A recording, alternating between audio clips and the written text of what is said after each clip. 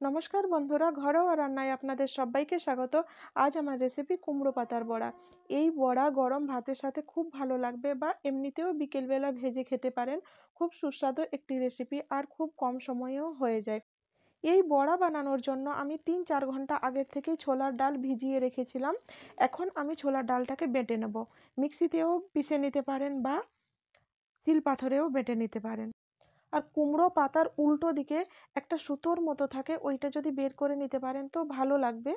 এই দেখুন, এটা সুতোর মতো আমি বের করে নিলাম, না হলে মুখে পড়লে পরে ভালো লাগবে না। ছোলার ডাল আমি পিষে নিয়েছি। এবার আমি ছোলার ডালের মধ্যে নুন দিলাম, দেব একটু খাবার সোডা। এবার দিয়ে দেব 1 চিমটি কালো জিরে, দিয়ে দেব কাঁচা লঙ্কা কুচোনো, এবার দিয়ে দেব কুচোনো কাঁচা পেঁয়াজ, দিয়ে এবার সবকিছু একসাথে মাখিয়ে নেব। ভালো করে আমি মাখিয়ে নিলাম। এবার কুমড়ো পাতার উল্টো দিকে আমি একটু একটু একটু করে লাগিয়ে নেব। বেশি লাগাবো না, একটুখানি, যাতে আঠার মতো কাজ করে আর পাতাটা আটকে যায় ফোল্ড করলে। দেখুন, পাতাটা ফোল্ড করছি তো আটকে যাচ্ছে। দিয়ে আবারও আমি একটু একটু করে লাগিয়ে দেব, বেশি এখন দেব না।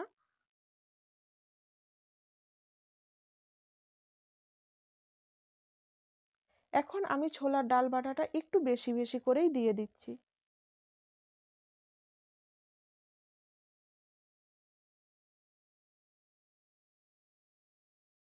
পাতার দুই পাশটা আমি একটু ঘন করে লাগিয়ে দিলাম। আমি আরও একটা পাতায় দেখিয়ে দিচ্ছি।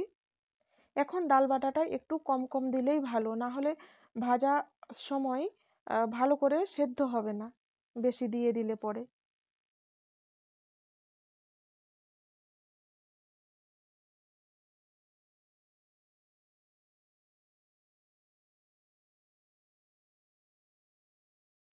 সবকটা কুমড়ো পাতায় আমি এরকম করে বানিয়ে নিয়েছি।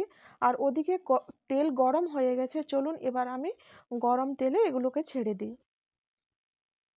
মাঝে মধ্যে পাল্টে নিতে হবে, না হলে জ্বলে যাবে।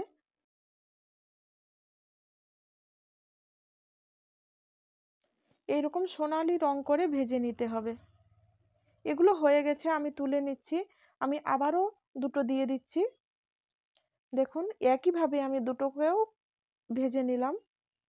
বেশ সুন্দর হয়েছে দেখতে, খেতেও কিন্তু অসাধারণ হয়। গরম ভাতের সাথে তো ভালোই লাগবে খেতে।